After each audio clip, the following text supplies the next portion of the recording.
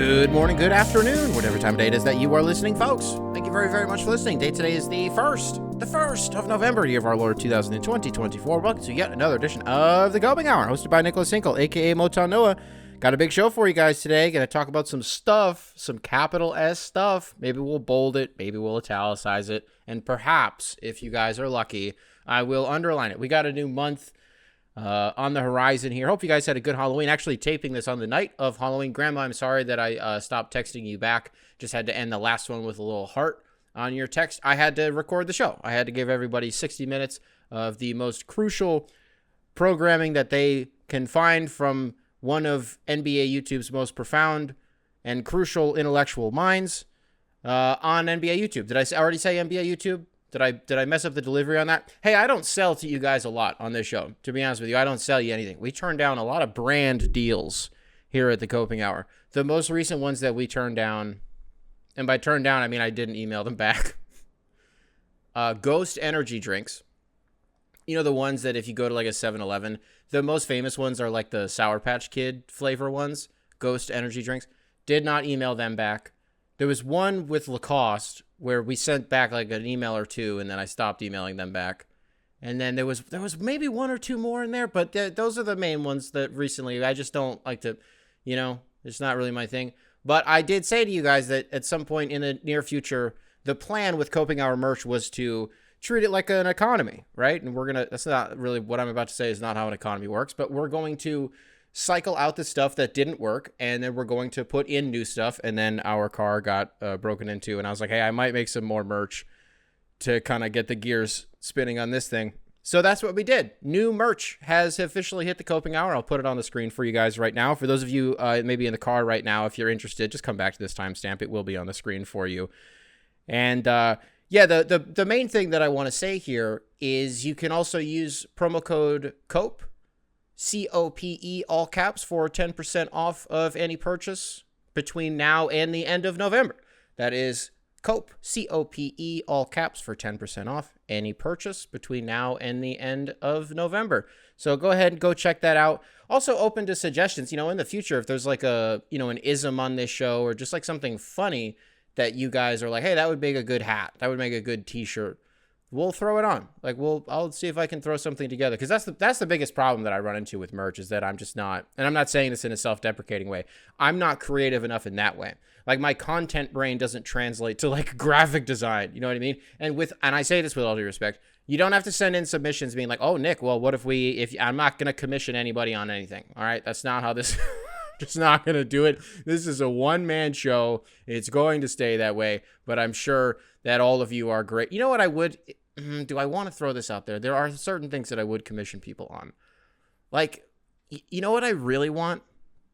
Is I would love to, no, I don't want to do this because I'm just not going to shell out the money. I'm just not going to do it. We're going to haggle about money and then I'm going to back out and be like, oh yeah, maybe we'll revisit this and circle back in like a month. I'm never going to email you back is how that's going to go. So I'm not going to say what I was about to say. You know, man, I was saying something the other day, actually, that you ever start saying something and you don't know where it's going, but you already started talking, and so you just kind of got to accidentally your way into a good point or a bad point. Well, I was doing that. I was talking about Giannis. I was talking about Giannis Antetokounmpo and how there are some, recent flutterings that have surfaced about, hey, man, if the Bucks aren't good, keep an eye on him. Keep an eye on that situation, what's going on in Milwaukee with Giannis Antetokounmpo. Because if the Milwaukee Bucks underperform again, there's a non-zero chance that he looks elsewhere and maybe requests a trade, like for real this time. And it definitely feels like that could be true. In the past, I think maybe I've, to some extent, had blinders on with this whole thing just because it's been inconceivable for me to think that he would ever play in his entire career in a different uniform, in a different city for a different team. Just hasn't really computed in my brain. Like, this is always horse shit. This has never been a real thing. But what would indicate that it is actually, and this is, by the way, it always stems from stuff that he does. Like every 2 years, we'll get a feature from Giannis in like Vanity Fair or like fucking People magazine or something. And he'll always say something. There's always something. There's always some breadcrumbs somewhere, something cryptic. People, pick up on it. The most recent one, I believe, or maybe this was a couple years ago, was when he was like, look, I want to be in Milwaukee as long as they're trying. As long as the Milwaukee Bucks are competing and surrounding me with guys that I believe can actually deliver a championship to Milwaukee, I want to be here until that's not the case anymore. And so the reason I'm bringing this up is there is some reason to believe that in the past, internally, even the Bucks have believed we have to keep this guy happy. And you could zoom out and say that that's just the nature of the league at this point, right? Keeping your superstar happy isn't a foreign concept. That's not something that evolved, in the 21st century. That's kind of just how it's always been, is you want to keep your best player happy and surround them with the best players, right? Loyalty only gets you so far. And maybe why there's a reason to believe that it has been real in the past is because anytime Giannis kind of comes out with these weird comments, they trade for Drew Holiday. Out of nowhere, they trade for Drew Holiday. You're like, whoa, the Bucks going all in with Drew Holiday. Whoa. And then just when you think they couldn't go all in anymore, there's like some weird stuff going out there about Giannis. Maybe he wants to go somewhere else. I don't know. Kind of hearing some weird stuff.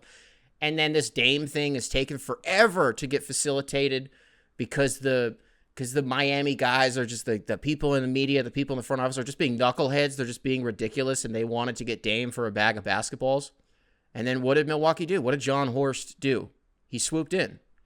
And Milwaukee was capital strapped. And I don't mean like I say, we say like, well, sure, you could say like they were capital S strapped. But I mean like draft capital strapped in that situation. It would have been impossible for them to facilitate a trade for Damian Lillard on their own, which is why they got like 5 other teams involved.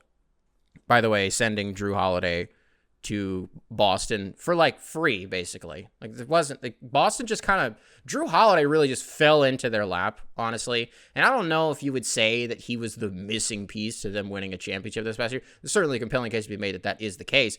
But you also bring in a guy like Kristaps Porzingis. It was just like a perfect storm thing, I think, more than anything for the Celtics. But for all intents and purposes, they go and get Damian Lillard. What do you think that was for? You think that wasn't for nothing? I mean, maybe it was. No. Well, what am I trying to say there? It was clear that Milwaukee had maximized their potential with like Drew Holiday and like the current roster, right? And so they went and got Damian Lillard, and it's like, well, what is Giannis going to do? Clearly, we're trying to make this guy happy. Okay, and then it doesn't work, and the Bucks are like awesome with Adrian Griffin. Like they're good, right? It was just their defense that wasn't good. But they're like X amount of games over 500. It's like a really just shocking dismissal of Adrian Griffin, and they go get Doc Rivers. There's not a person in the world who was like, oh, that's a really good hire for Milwaukee. I think that's actually going to go really well. Wow. And then it is still going the exact way that everybody thinks that, or rather that they thought that it was going to go. So, okay, this is a lot of preambling for where I'm trying to go with this. On this show, man, we like to think about alternate realities, and we like to think about the branches of time and space skewing off into different directions. So a lot of the reason, we're having so much fun doing the bingo sheet this year is because in January, I sit down and I'm like, what if this thing happens? What if this thing happens? What about this thing? Do you think this thing could happen? Guess what? Enough stuff happened that we got a bingo. It's fun to do that on this show. Do you mind if I spend a while just kind of kicking around an alternate universe, an alternate reality that's really worrying me? And we'll unpack why it's worrying me. I'll probably forget that I said that, if we're being honest, and I'll just kind of do my own thing. I'll ISO. ISO is 60 minutes of me ISOing. What are you talking about, brother? So, okay, let's assume that the Milwaukee thing doesn't work.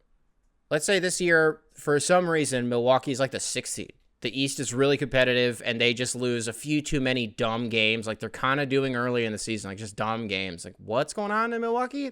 Who did they lose to? What? Okay, Giannis, it's real, and he doesn't want to be there anymore. Now, let's also assume that for some reason, the OKC thing does not go as well as we are anticipating that it's going to go this season. For all intents and purposes, anything lower than what? 3? Oklahoma City's lower than 3 in the West? Are we kind of like, what happened with them? Nobody got hurt, and what happened with them? This is pretty high expectations on them. If Shea isn't top 2 in MVP voting this year, I think people are going to be scratching their heads a little bit. High expectations in Oklahoma City, which is crazy for a team that, 3 years ago won like 20 games? That's crazy. But like that's just kind of how good they've been. You know what I mean? What worries me is that we have been watching Sam Presti sit on this treasure trove of draft picks for a while. And it's kind of never felt like he's really going to cash in a meaningful way. Because he still hoards the picks. Like whenever Oklahoma City makes a trade, I swear to God, they get like 2 second-round picks every single time. You know what I mean? He's like still adding picks to the cupboard. It's like, what is all of this for? What form of autism do you have, Sam Presti, that this is your Funko Pop? You know what I mean? Is unprotected firsts, is pick swaps, is second-round picks. What the hell is this, Sam Presti? Why are you doing this? What if it's for a guy like Giannis?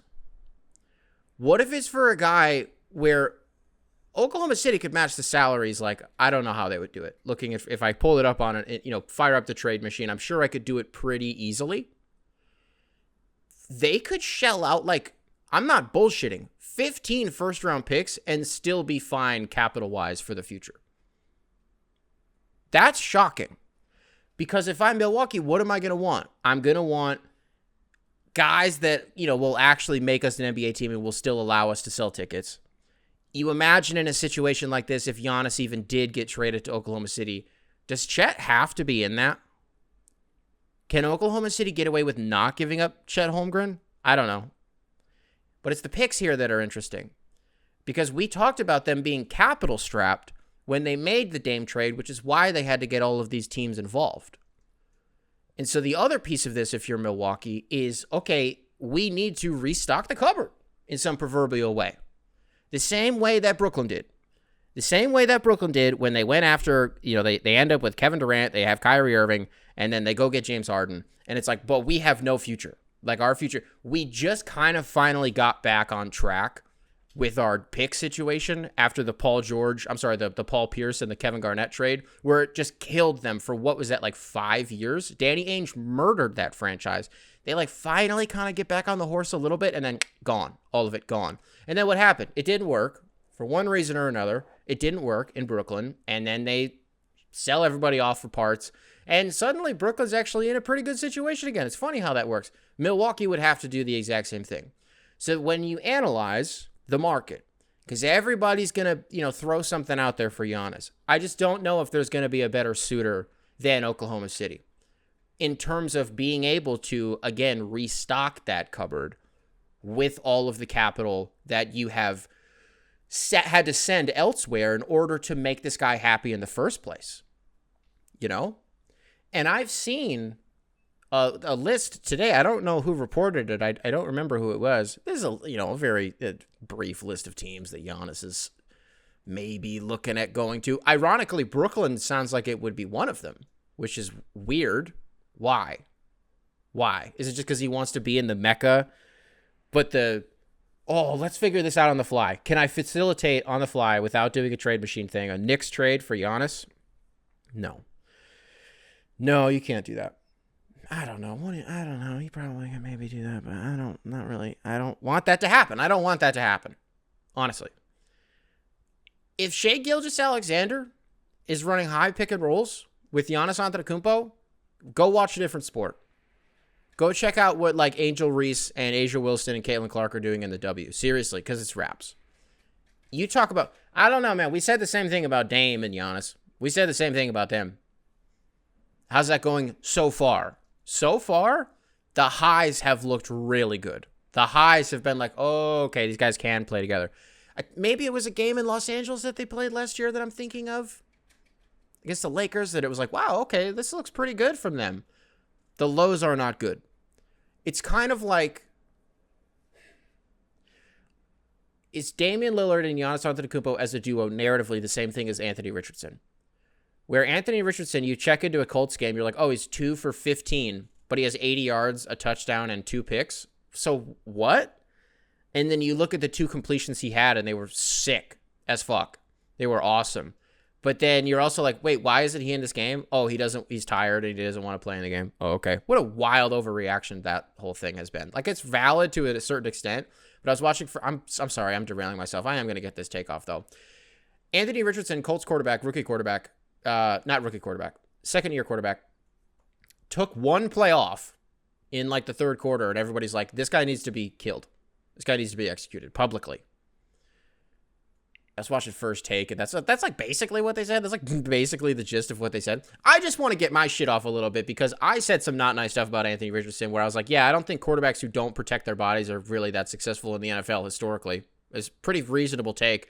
I had Colts fans in the fucking email being like, I don't think that's very fair at all. By the way, he's actually healthy this season. He stayed completely healthy 2 weeks into the season. That's what you guys were saying. And then what happened? How many weeks after that did he miss? And now he's getting benched for Joe Flacco because he doesn't want to play a down of football because he's tired?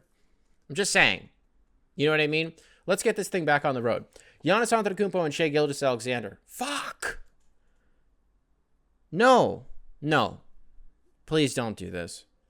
Don't do this. You know, it would have been one thing if he went to Miami because then I could just be like, all right, I hate you for the rest of your career. That's really too bad, Giannis. That's really too bad.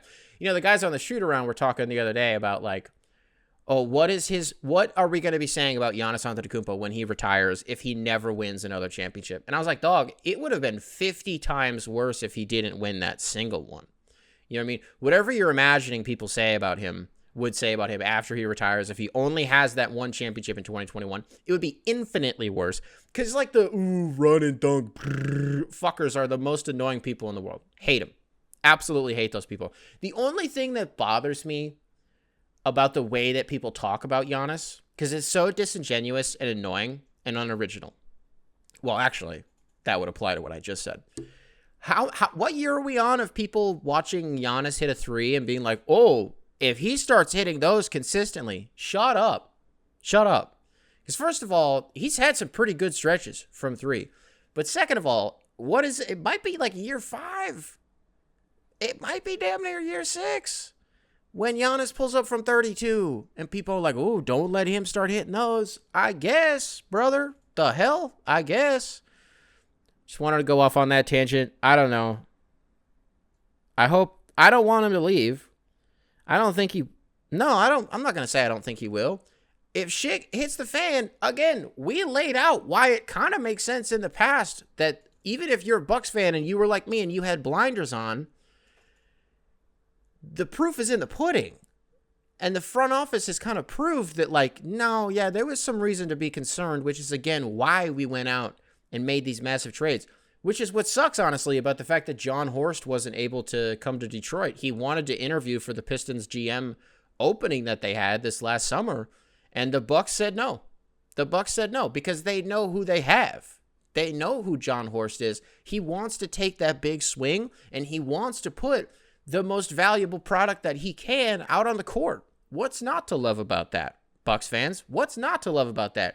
And you're going to tell me some shit on the margins about like Justin Jackson or some bullshit about like the 15th guy on the roster? Give a fuck about that. What do you mean? But when you talk about 1 through like 8, 1 through 9, John Horst has been able to field a competitive roster like every single year that he's been there. The other piece of this is there's a stealth word out there that Doc Rivers is actually getting more control, like personnel-wise. And he's kind of taking on some stealth front office responsibilities. Woof, brother. Kill this thing immediately. Kill it. I don't know who they would go get. If I'm just like thinking of coaches off the top of my head, like Scott Brooks comes to mind. The Pistons got Luke Walton on their bench. Probably don't want Luke. I was so disillusioned by that. I see Luke Walton and I'm like, what a weird fall from grace you had. Not fall from grace, but the ebbs and flows of his time as a player and as a coach. I am talking more specifically about him as a coach. It's like one of the more forgotten pieces, I think, of the Warriors' 73-9 season is that for the first like 30 games, Luke Walton was the coach.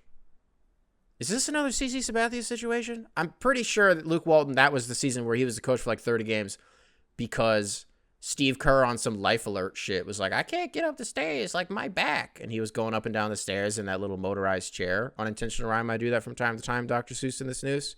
Now, I'm not making a shirt about Dr. Seuss in the Snooze, by the way. Don't make me print that. I'm not doing that. I don't know. Hey, the Pistons got to win. Holy shit. Pistons got to win. Oh, my God. Whoa. Called that shit. Sniped it from a mile away. Said it on the shoot around. Didn't say it on this show. But once we learned that Paul George and Joel Embiid weren't going to be playing, food. Philadelphia was food, breakfast, lunch, and dinner, heated up in the microwave. Are you kidding me? Who the fuck is still on there? Who's on their team after those guys? Tyrese Maxey, for sure. Yeah. Yeah. Oh, Kenny Martin, you like him? Yeah, for sure. To beat the Pistons? What a sentence that is. Probably not. Oh, you like Andre Drummond? No, you don't, Sixers fans. You don't. It's okay. You don't, though. You like Jared McCain? Okay, that's fine. I don't have a joke for that. That's fine. That's cool. They're not beating the Pistons, though. Guess what? They didn't.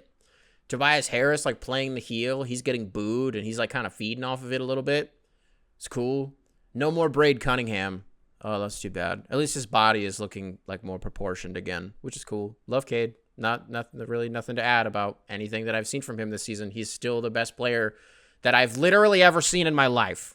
And I mean that. I mean it. I do. Hey, I mean it. What am I not saying here? I'm not saying that Jaden Ivey looked fucking awesome. Jaden Ivey looked amazing in that game. And I think all it did was amplify the people who are rightfully mad at Monty Williams for tanking an entire season, not just for the team, for the franchise, for all of the players, but specifically for Jaden Ivey, and insisting that Killian gets his minutes closing out games. What we're seeing from Jaden Ivey is that, I don't want to say, oh, he took, and I took that personally. I'm not trying to do that corny shit, but maybe. Like, maybe a little bit, though, because he's killing dudes. He's really killing dudes, and I just really admire his ability to use his body at the rim. I will beat this dead horse, because we just don't get that as Pistons fans. We just don't see it. I would love if Cade started doing it, but if Jaden Ivey wants to be the one to do it, that's fine. He hit a spot-up three, and I was like, what if that's just what he does? And I was like, shut up. If Jaden Ivey was... That's some shit that Monty Williams would have done, honestly. It's just be like, hey, Jaden Ivey, you're a spot-up guy now. Hell no. Hell no. Jaden Ivey is Spider-Man. You know what I mean? That's who he is. So the Pistons get a win on the board. We talked about it in the last episode. For an opening 6 games that is otherwise brutal, you got the Pacers, you got the Cavs, you got the Celtics, you got the Heat, you got the Sixers and the Knicks. God damn, brother. But we were able to steal a win against Philly, and that's not nothing. I don't care that their 2 stars were hurt. If that's going to be the season for the Sixers, fuck them. They're food. Have I said this yet? Breakfast, lunch, and dinner, heat them up in the microwave, food. Now, this also does kind of eliminate my whole, if the Pistons lose to the Nets, I will make January 6th look like a quinceañera take, because we did get a win on the board. Yeah, the Nets have looked sneaky competitive this season, as have the Pistons. But just, if you look at it for what it is, that's the team that I listed all the teams that we've played so far. We got the Knicks the day that this episode releases. The Nets in that hierarchy are the closest to us. It would be a frustrating game to lose regardless. Folks, let's do some emails. copinghoursubs@gmail.com, spelled phonetically. Email available in the description wherever it is that you listen to this program. Ah, shoot, it's not going to pull up now. This one comes into us from Malik. How to find my love for the NBA again is the subject line. Malik, welcome to the show. Hello, Nick. First time, long time. I was just emailing, wondering if you have been in a space where you just felt disconnected from the NBA. I'm a Nets fan. Oh, we were just talking about your team. Back to the email. I'm a Nets fan, and knowing that we are in a prime spot to hashtag capture the flag, and because of that, we should be tanking, I have very little interest in watching their games. Parenthetically, still keeping up with them in other ways. The team seems fun from what I've seen so far, close parentheses. And my interest in the sport has been shrinking since the Harden/Simmons trade, to the point where I don't care much for the league in general anymore. I used to let hate fuel my love for the game, as hating can be very fun sometimes. But I just don't have it in me right now. To bring up the NFL real quick, my team, he's a Giants fan, my team can be bad, but I'm still locked into the rest of the league because I love football a lot, but basketball isn't on the same level. Basically, I'm asking, do you have any tips or something to help me get back to the love I once had for the game? Now, I do understand a lot of your online presence is based on the NBA and basketball in general, but everyone has their lulls and hobbies/jobs every once in a while, and I would just like another viewpoint in this problem. Keep up the good work. Thank you, brother. Thank you very much for this. Malik. Brother, I relate to this more than you may know. Most of the time, I don't care about what I'm watching. is the truth. But it's the spectacle of it that I really enjoy, right? But what I would say to you, well, there are two things here, and I'll just say why don't I give you the anecdote first? Why don't I tell you the most that I've ever related to this in my life? So when I got let go from my job in California, I was at that job because of basketball. That was my vehicle. You know what I mean? And it propelled me to heights that I never thought that I would get to. And then when I lost that job, it was the year that the Warriors won a championship. So I lost that job in February. By June, I hadn't watched one game because I was so hurt by what happened that even watching the games would just it would fucking kill me. It would crush me, and I physically could not stomach watching the games. I remember watching two or three, maybe two games in the finals that year, not even the full games, because it hurt me so much. So it's not the same reasons, but I definitely understand falling out of love with the sport. And so it's okay, well, what got you back on the horse? Because clearly you're back on the horse. I don't know. I think it was mainly just that I think some of it was personal, and that I knew I just kind of needed to. And that's I've never admitted this before. I've literally never admitted this before. So you might be thinking to yourself, Nick, timeline-wise, you were still doing the Bunny Cardigan show. Dog, I was doing that show without watching the games. I was watching box scores. I would see clips sometimes, and I was just reading perspectives from people that I cared about. And I knew because the way that I view this shit is it's a routine, right? You're doing stand-up. One of the reasons that I always say the same shit all the time is because those are my jokes. You know what I mean? And what jokes I know work. But it's not even always shit that's funny. It's and I'm kind of talking about myself here for a second, Malik, so I apologize, but I've never said this before. Maybe it'll be cathartic for me to say this. Maybe I've said this before, but when I do spiels about Robert Covington, when I do my Robert Covington trade deadline spiel that I know for a fact I've done 20 times before, is because I know that it crushes. I know that I'm right. And I know that it is a good coherent point, right? For through a basketball lens. And so when I get these takes, what I'm saying, does that make sense?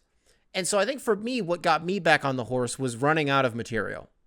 And because when you take a month off from the NBA, you miss a lot. It's weird to come back and be so who's this two-way guy? And what happened to this guy? Wait, so he's bad now? A month ago he was good, but then you look at, he's been shooting 18% from three for a month. What the fuck happened? Shit like that. Oh, this guy got hurt. He's out for the season. Oh, I didn't.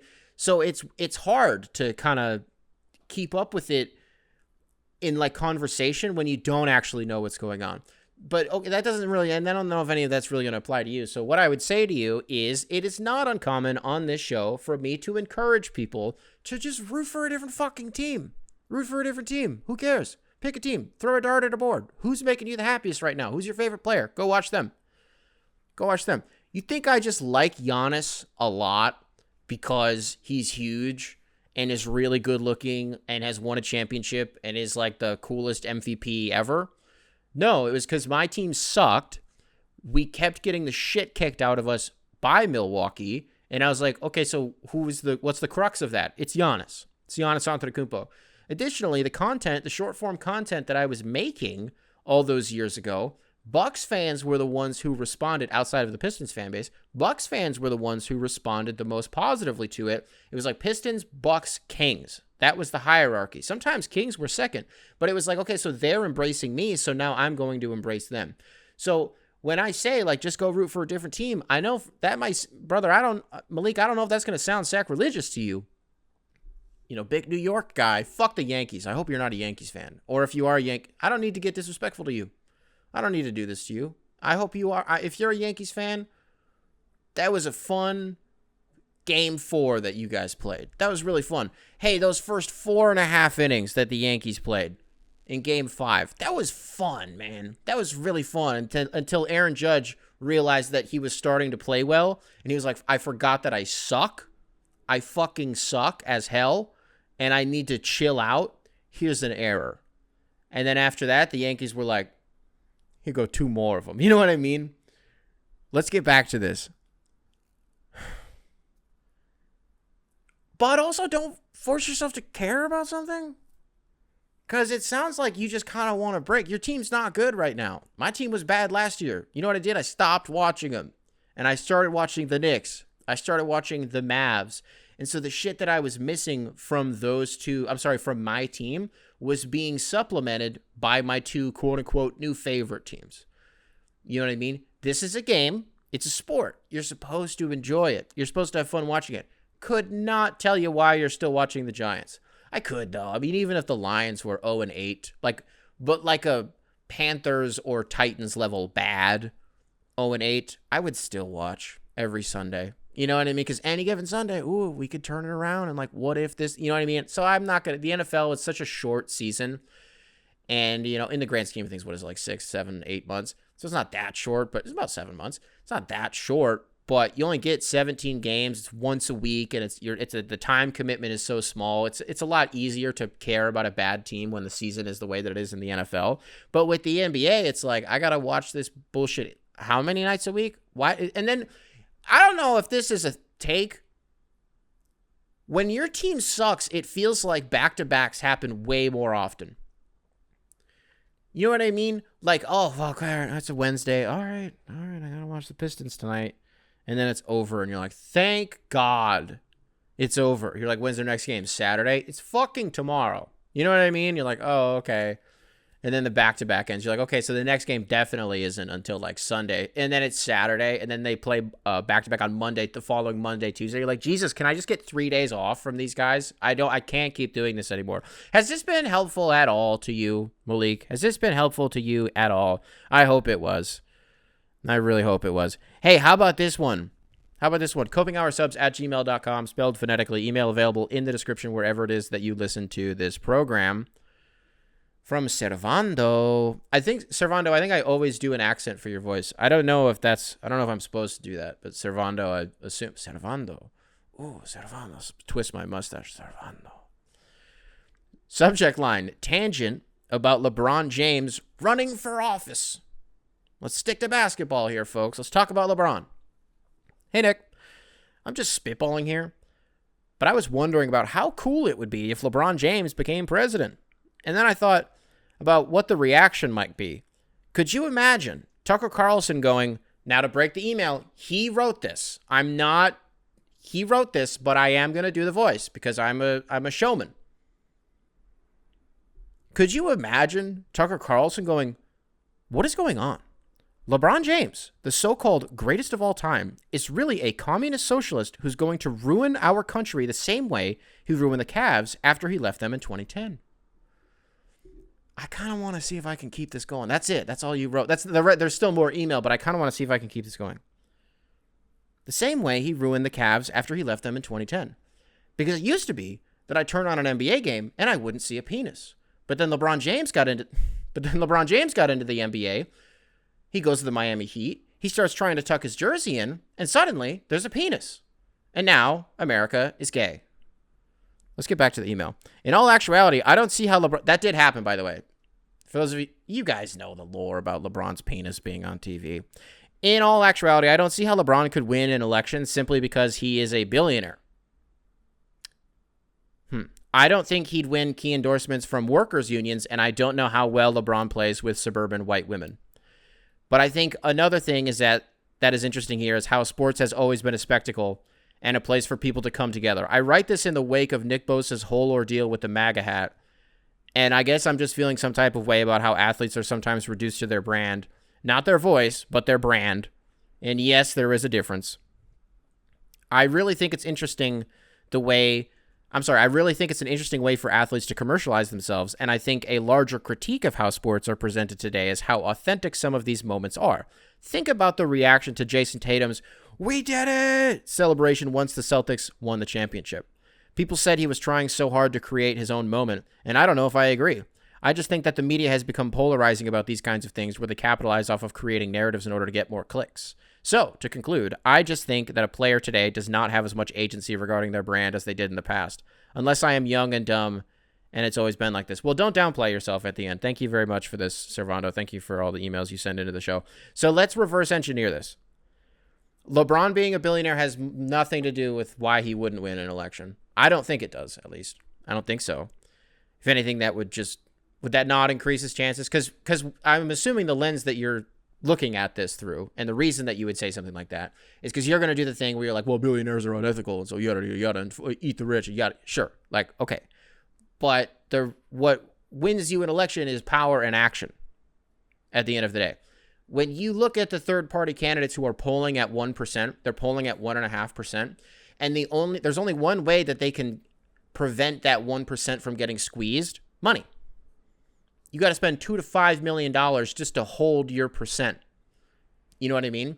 When you're a billionaire, that shit transcends anything, because we're not just talking about publicity or anything. We're talking about, like, you could fund disinformation.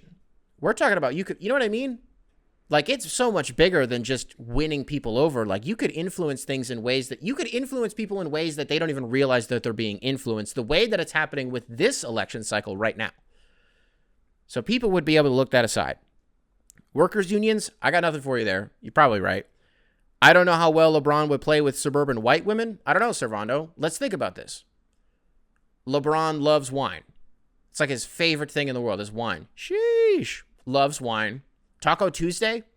You know how many suburban white women are saying Taco Tuesday without realizing that at this point, that shit is his. That shit, and he didn't invent it, but you know what I mean? When you think Taco Tuesday, what do you think of? You think about LeBron being like, Taco Tuesday. You know? Nick Bosa wearing the MAGA hat. It was funny. I thought it was funny as shit. Because it's the same people who will be like, shut up and dribble. Whoops. Because, like, what if Christian McCaffrey comes back from injury? I guess it would be after the election. Doesn't matter. Comes back. Is it? Yeah, I think they're on a bye week, and then he's coming back. It doesn't matter. Christian McCaffrey comes back from a bye. I'm sorry, he comes back from injury, and he has a Kamala Harris, Tim Walz hat on. What are pundits going to say about that? Shut up and run the football. Shut up and catch the screen, Christian McCaffrey. The same way that people now, because we could do a whole, like, pointing fingers thing, but like, well, no, you guys did this first. Well, you guys did this first. Like, I don't know. Is there a difference between a person's brand and their voice? I don't know. In 2024, that's a really interesting question, and it's really too bad that I'm having to think about this on the fly. I didn't have to do this. I probably could have thought more critically about this during the day, but I didn't. Brand and voice. To me, those feel intertwined in 2024. I would maybe love a follow-up from you on this, and I probably won't read it on the show, but maybe I'll email you back about it. I would love your perspective on why you think those two things aren't connected in 2024. Jason Tatum's, we did it! The reason that people felt that was manufactured is because he is made it aware in the past that he is very calculated and conscious of the way that his legacy will be perceived and how important it is to him that he has a place in Celtics history. And what was the most recent iteration of that for the Celtics and their players and their fans was anything is possible. It felt canned to me. I'm pretty sure if you rewind the tape and you listen to the episode that we did after Jason Tatum, the Celtics win a championship, I'm pretty sure I was like about to throw up because I was cringing so hard because I was like, Jesus, that was awful. The shot of him with his son holding him up with the confetti, beautiful, absolutely beautiful. There are no notes. But the we did it thing to me was just kind of like, and I fucking love Jason Tatum, but I was just kind of like, all right, dude, relax. You said, so to conclude, I think that a player today does not have as much agency regarding their brand as they did in the past. Why do you feel that way, though? I don't know if that's true either. Because you, as a professional athlete, have more vessels of communication and more opportunities to clarify your position on things than you've ever had in your entire life. Dog, go back 30 years. You had to be in the media well. That was it. Pre-game, post-game, that was it. When it's the off-season, reporters probably aren't going to get a hold of you. You know, maybe you'll do a hit on like a radio show or something. I don't know. If you're one of the mega stars, you'll do late night. But outside of that, where would you have heard from these players? There weren't that many one-on-ones in newspapers. They weren't doing 60 minutes. They had to be, you know, a summer league, which wouldn't have even happened. It wouldn't even been a thing. The Olympics, you know what I mean? Like, that wasn't a thing. You know how easy it is to hear from players and for them to dictate their brands and the way that they're perceived in 2024? It's the easiest that it's ever been from them. Are we talking about the same thing? Because I'm worried that I'm misconstruing what you're saying. Because to me, I don't know if I just don't agree with that, brother. How many players? And I think, you know what I think is maybe I've been a little bit too harsh and a little bit too critical of the athlete podcast movement and how for so many of the top dogs, it's about expanding and furthering their vocation more than you thought that it could be, right? All of these guys, it's weird, man. 20 years ago, like none of these guys wanted to immediately jump to media. And the ones that did, it was just kind of, I don't know. But in 2024, they're in it. And they're still in the league. It's interesting. And expanding their reach and ensuring that their voices are heard on things. How many players have podcasts across the 4 major sports in North America? Who the hell knows what goes on in the Premier League? Honestly, who the hell knows? If Erling Haaland had a podcast, I would listen to it because he would probably just talk about, I don't know, Viking shit. He'd be like, The Northman was pretty good. That's like every episode. It's going to be like, have you interviewing guests? Have you seen The Northman? And he just talks about The Northman with like other guests. I don't know. Seems pretty easy in 2024. Coping Hour subs at gmail.com. Spelled phonetically. Email available in the description, wherever it is that you listen to this program. This one comes into us from Terrell. Terrell, welcome to the show. Subject line, inspiration without hesitation. Hey, Nick, long-time listener, second-time emailer. I just wanted to send an email giving you your flower. Oh, right. Okay, right. I'm about to read this email, and it's going to sound like, you're going to be like, Nick, why are you reading this? You never read the ones that are, like, nice to you, because that's, like, not the point of the show. It's going to sound like I'm doing a little circle jerk with myself. I'm going somewhere with this. This email is my vehicle, okay? But I don't remember what really goes on in this email. I just remember reading it and being like, okay, you need to say that before you read this. So I don't remember exactly what I was supposed to say or what I was planning on saying. But hey, we're going to find out, Terrell. I just wanted to send an email giving you your flowers, brother. As a father of 2 and a full-time student and a full-time employee and also a part-time employee, it is completely easy to get down on myself to be hesitant to make a move in a hobby just because I don't have much time to waste or time that it is worth it, I often think. I am emailing because I have been listening for a while, and I honestly think it's a breath of fresh air 2 times a week. Honestly, more than that, because I listen to your podcast with Rusty Buckets. My overarching purpose of this email is because you got a lot on your plate from an outside perspective and still give us good content.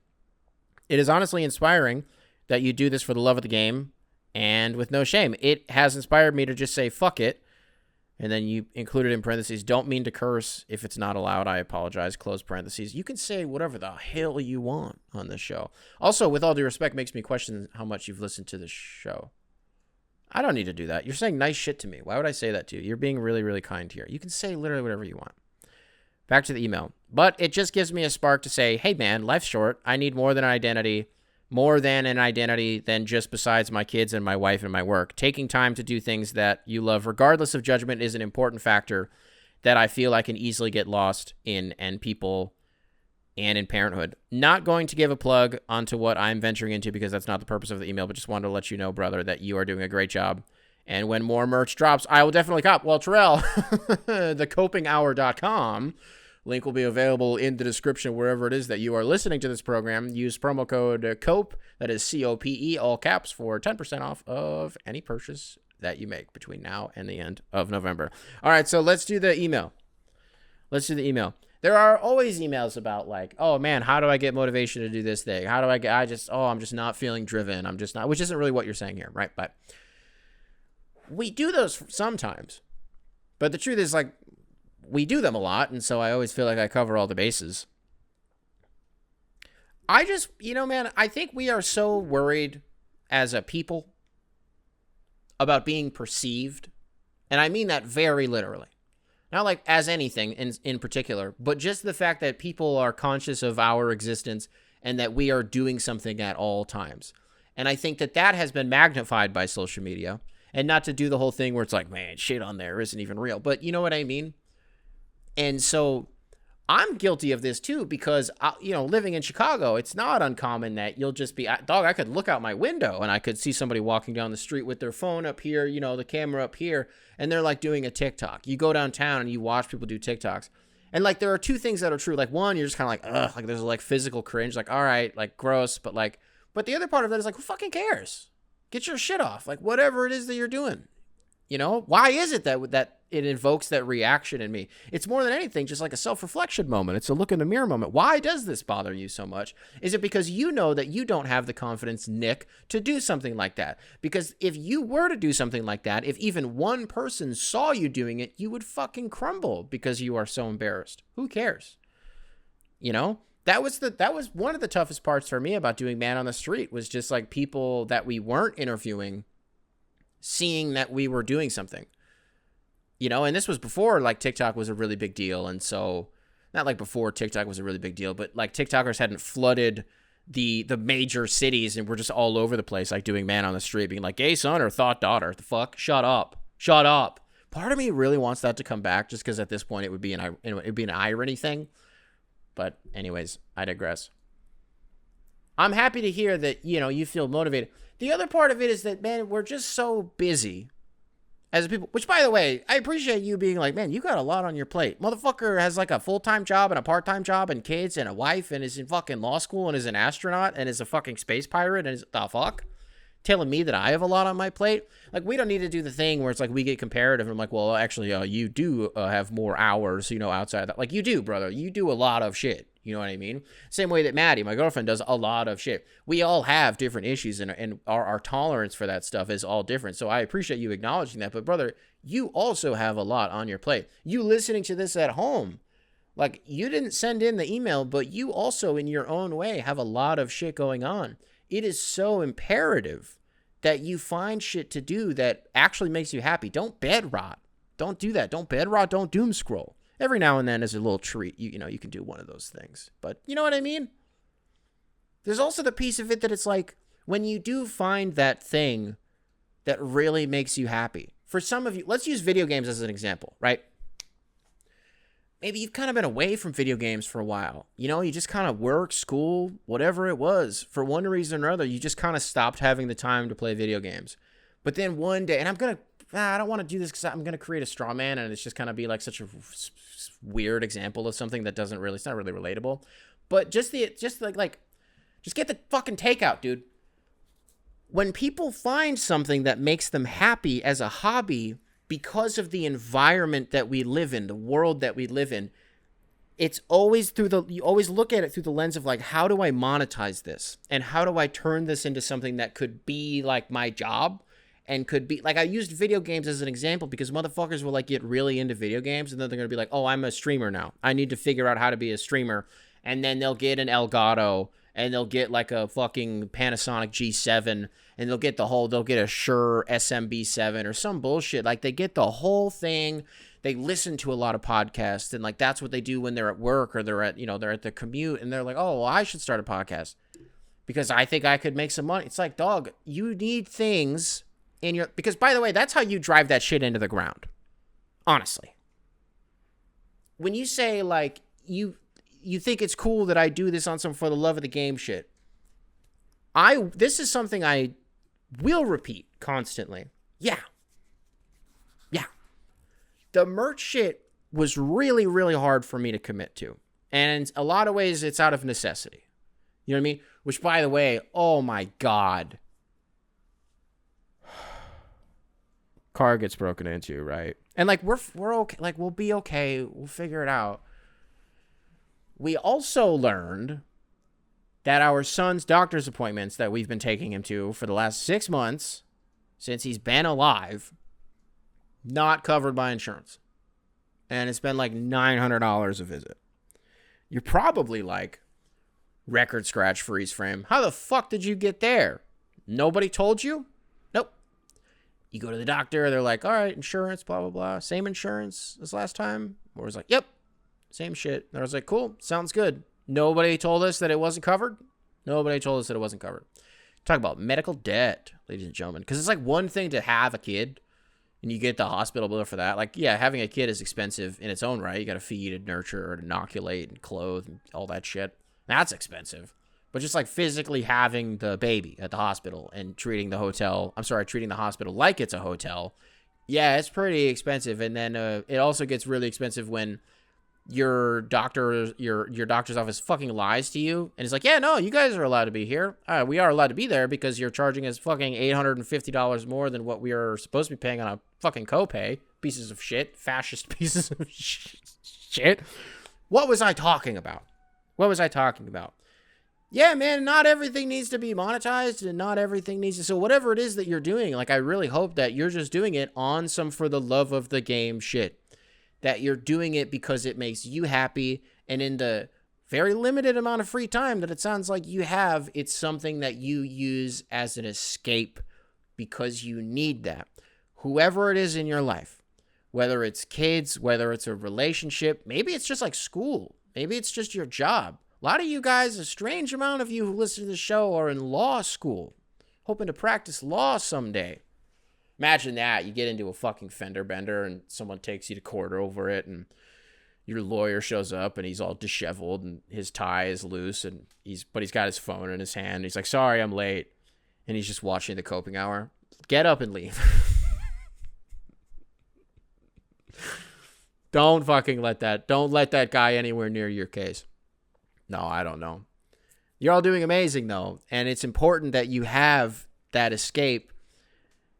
That way to, what's the word that I'm looking for? You need that outlet so that you can devote your time to whatever that thing that we were just talking about is in your life. You know, for me right now, that's parenting. And so I need this so that I can get shit out of my system so that for the 4 or 5 days a week that I'm alone with him for 12 hours, I can give him my time so that I can give him my love and my attention. Because honestly, if I didn't have this, I would be a lot angrier as a guy. And now, as I said that out loud, doesn't sound great. Sounds like I'm using this as a crutch, but like, that's fine. That's okay. Hey, I don't want to, you know what, man? I want to end on one more email. So Terrell, I hope that was helpful, brother. I sincerely appreciated that. We got an email from Leo. Leo is a frequent emailer.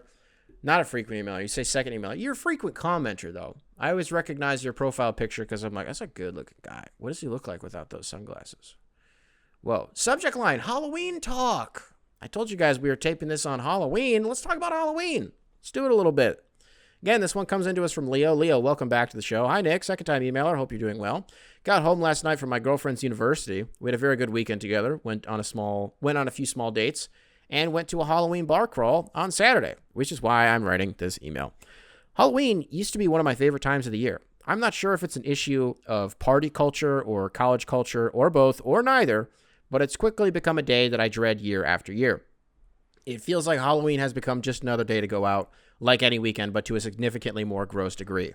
I love seeing good costumes, particularly couples costumes, but it seems like now it's a contest of who can find the intersection between wearing as little as possible and being able to recognize who you're dressing up as, although this isn't the main issue. I guess my viewpoint is I love the energy and aesthetics of Halloween. I love to go out with my girlfriend in our costumes. We plan to show off... I love to go out with my girlfriend in our costumes. We plan to show each other off, but have some fun and go home and watch scary movies together. But it feels like the energy when going out on Halloween is way worse. I'm having trouble trying to find a way to describe it, but it feels really grimy. I was wondering your thoughts on this, if you agree or disagree, and if you could describe this energy around Halloween better than I can, to contextualize the dread I feel leading up to the holiday every year. And then he included a picture of him and his girlfriend all dressed up. They went to a 70s disco theme Halloween party. And Leo, you said that you have no problem showing the picture. But just for consistency, I never want to do that. I just want to make sure you guys are all... but I do want to say, beautiful couple. You guys are beautiful. I do want to say, Leo, you are continuing a trend here that we've seen at the Coping Hour. And again, I'm not going to show it on the screen. But, folks, the guys who... And I'm saying this specifically about the guys, because the guys are always the one who send in pictures. The guys who listen to the show are hot. Like, they're good-looking guys. They're, like, always good-looking guys. We've seen Leo. We saw Tom, Wizards fan Tom. Really fucking good-looking guy. There was the guy who was in Munich at Oktoberfest. I'm so sorry that I don't remember your name. To me, you're just Oktoberfest guy. I hope that's endearing to you. But he was wearing Kopenhauer merch at Oktoberfest in Germany. This is a really good looking guy. There was one more in there somewhere that I was like, holy shit, look at this fucking guy. So thank you. I'm sorry, Leo. I'm kind of getting off the wagon here. Halloween. What does Bomani Jones say? It really is two Americas, isn't it? Look, all the shit that you said about, party culture, college culture, all that. Yeah, maybe, right? But for me, it's like not on my radar because I don't leave the house. So I see on social media like, oh, the Lions had their Halloween party. And like, I see the costumes, like it's cool. But all the stuff that you're talking about, like, hasn't ever affected me because, I didn't go to college and that whole phase of my life never happened. And so I very much believe that it is a thing. And that once you get to a certain age, you're kind of like, all right, I get it. When it's your first few years, especially in a college town, I'm sure it's really fucking fun. But eventually you're kind of like, all right, it's kind of time to do some other shit. The other piece of it is like, yeah, man, like you're not a kid anymore. And so what Halloween was to you 10 years ago, now the people that you're surrounding yourself with are all like of legal drinking age. And that's what they want to do. And that's what they're going to do. And then also, if I can be crass a little bit, because you said this, it's about like, wearing as little as possible. People are horny. And so it's a good opportunity. You know what I mean? So, yeah, I don't know. My thing with Halloween has always been, I've always been pretty neutral on it. Not a big Tim Burton guy. There are going to be a couple of you out there. This fucking guy. Oh, it's like when I said that Shea Gilgeous-Alexander, I don't find him attractive. I just don't think he's like that good looking. Some of you were like, fuck you. I'm never listening to the show again. Me saying, not a big Tim Burton guy. May ruffle some feathers. Last time I went trick-or-treating. Well, my problem with Halloween is that I feel like legitimate embarrassment from putting on a costume. And I recently was trying to unpack that. Like within the last couple days. I was like, Halloween. Because I'm like, in a couple years when my son is old enough to like put on a costume and like, do the whole thing. Absolutely, we will, coordinate something with him. Him and Maddie and I, we will all do like a family thing. Yeah, that'll be cute as hell. That feels different to me, right? Because I'm doing it for him. We are doing it for him. But I'm like, what is it between when I was like 11, the last time I went trick-or-treating, and now that I feel like embarrassed? Nothing happened. When I was 11, the last thing that I went as for Halloween was Stan from South Park.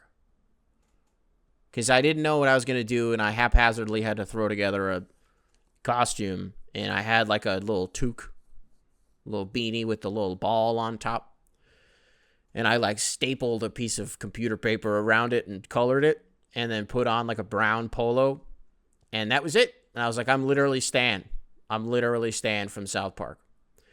And the neighborhood that we would go to, it was, so you know how every neighborhood that you go to when you would trick or treat, there was the one house where like, this is the house that gives out, maybe it's like a fucking, for them, it was like the king size candy bars, right? So we were always really excited to hit that house. So we hit that house and we're riding high.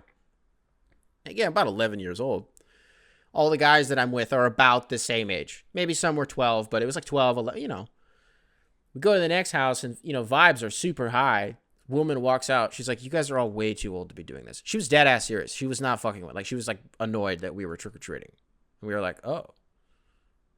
Oh my God. Is that it?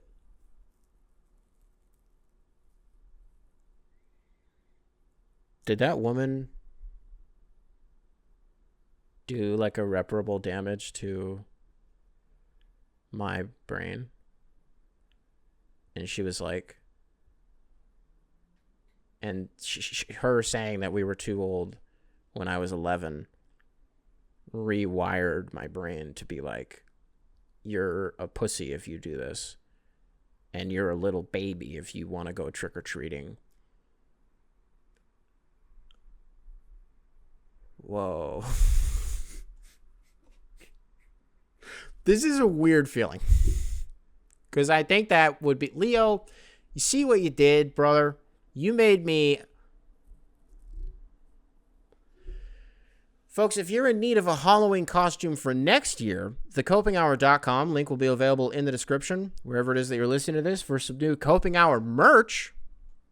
Use promo code COPE, that is COPE, all caps, for 10% off of any purchase that you make between now and the end of November. No Shave November! Yeah, I mean, I already started doing that. I'm not shaving until February. I kind of miss the mustache a little bit, but I love a winter beard.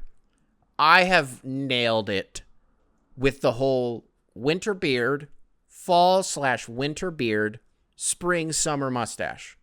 Nailed it. There's no, fucking genius. Literally a genius, brother. All right. If you are listening to this on Spotify, which we're almost at, oh my God, you Spotify fuckers. One of you pissed me off so much. One of you made me so mad. So a lot of you sent me screen recordings like I asked, where I was like, hey, where are you leaving comments? I understand that you can leave them and I approve them, but like, where are you leaving them? I was like, send me a screen recording. Like 5 of you actually did that. The part that made me the happiest about that was that I said it literally at the very, very, very end of the episode. And I was like, wow, you guys literally listened the whole time.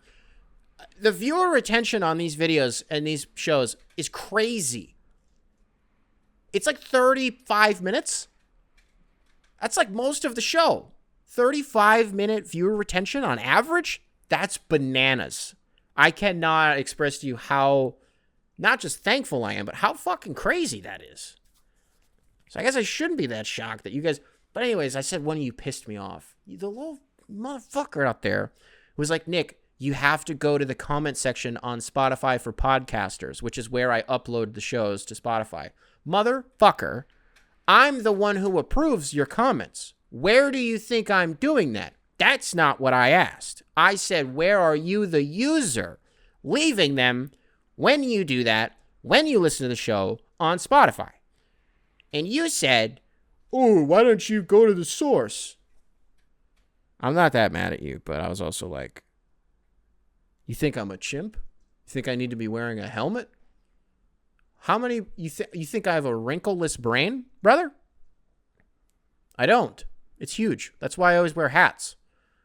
If I didn't wear hats, you guys would see the wrinkles on my head. Because there's so much brain going on there. There's so much brain action. Almost to 400 reviews on Spotify.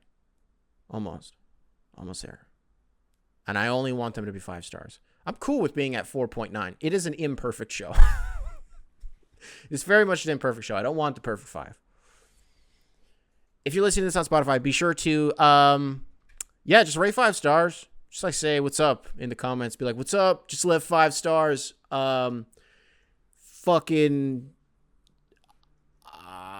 then just leave, and then ... If you're watching this on YouTube, be sure to leave a like, subscribe. Nice little comment for the algorithm. Make sure to keep primary control in check. And I will catch you guys in the next one.